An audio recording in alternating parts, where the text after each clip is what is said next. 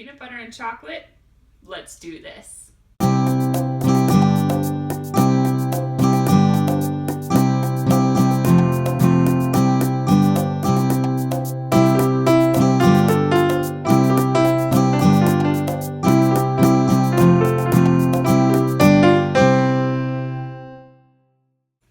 Hey guys, welcome back to my kitchen.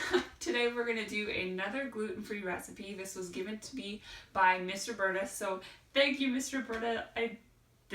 Trust me guys, this is a really good no-bake, gluten-free, peanut butter chocolate wonderfulness recipe, and I think we should get started. So we're going to start out with 2 cups of sugar.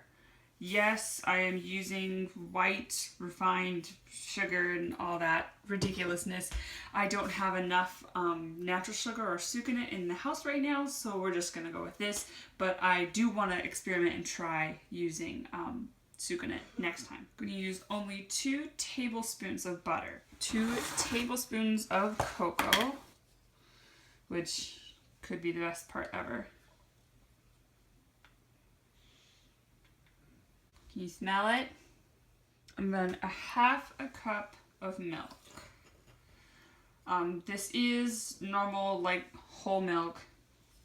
I know that, yes, I'm lactose intolerant and shouldn't be doing that, but I don't have almond milk in the house. That's another thing that I'm going to experiment with next time I make this recipe. So I'm going to turn that on medium-high and just kind of mix to combine. You eventually want it to all mix together and it will come to a boil.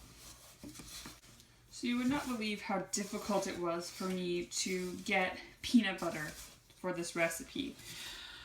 I am filming this Saturday, the night before it goes up, and yesterday on Friday, well actually, let's back up, it was Monday and I had no idea what I was going to do for my video, and I was talking to one of my coworkers. I was like, what should I do? She's like, you should do a food one.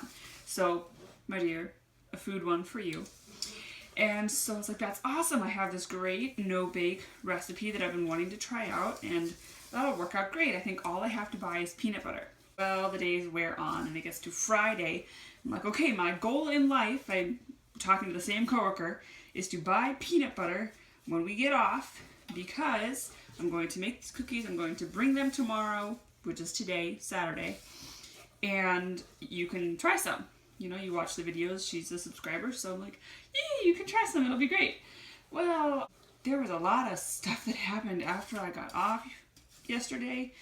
It was just kind of a really crazy drive home, and so I forgot all about the peanut butter and got home, was so angry with myself that I'd forgotten it. So today, I bought peanut butter before I went to work, and now I'm finally making this recipe and filming it the night before. So it's going to be a long night, but yeah, my advice is always have peanut butter. Just always. It makes things easier. It's combining really nicely. I have just a few butter chunks left, and then we're going to want this to come to a boil and let it go for 1 minute. Of course, constantly stirring because you don't want your sugar to burn. Oh, I wish you guys could smell this. Alright, so it is boiling. It has increased in volume, probably almost double, just so you guys know. If you've ever made homemade caramel corn, it is doing what the caramel does and kind of frothing up. So we're going to make sure we're stirring this constantly and scraping the sides for 1 minute. This allows it to thicken up. Alright, and then we set it off to the side to let it cool for just a little bit, okay? So this is my dilemma. I'm using natural peanut butter, so it's separated on me. So I just use like a butter knife to kind of slowly stir it. Do you guys have any other better ideas? The oil gets everywhere. But this is the best way I found to mix it up. Alright. Next we're going to add 2 cups of oatmeal, just like plain oats. And we're going to add a teaspoon of vanilla. And no, I don't ever measure vanilla. And then 1/2 cup of peanut butter. So stir your peanut butter in. So it's like a big sticky mess. And here's what it looks like when you're done. Sticky mess. All right, so it is starting to harden pretty quickly. So you kind of, I guess, want to move a little swiftly, but I'm not too worried. Just keep stirring it. But it says to drop it onto your wax paper.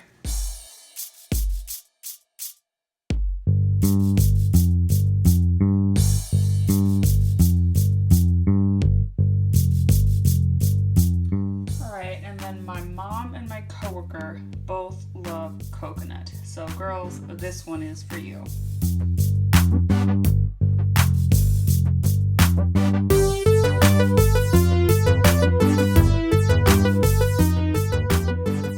And the final verdict, a taste test. This is where you guys get really jealous and I get really happy. Yes, you guys. That's really good. You have to try this. And Mom, how are the coconut ones? They're amazing.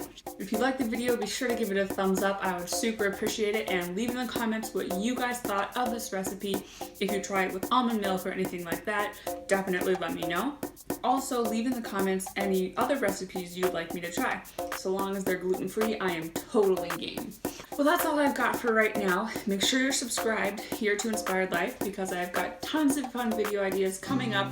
I post once a week and you will know when I do if you subscribe. So go subscribe. And also, if you're subscribed, you'll be able to kind of creep on me a little bit because I have got that magical surprise coming up soon and I don't want you guys to miss it. Well, I have got some cookies to eat that I may or may not share. And don't worry, coworker, I will bring you a coconut one because I don't like coconut. That's all for this week. See you guys next week. Toodles!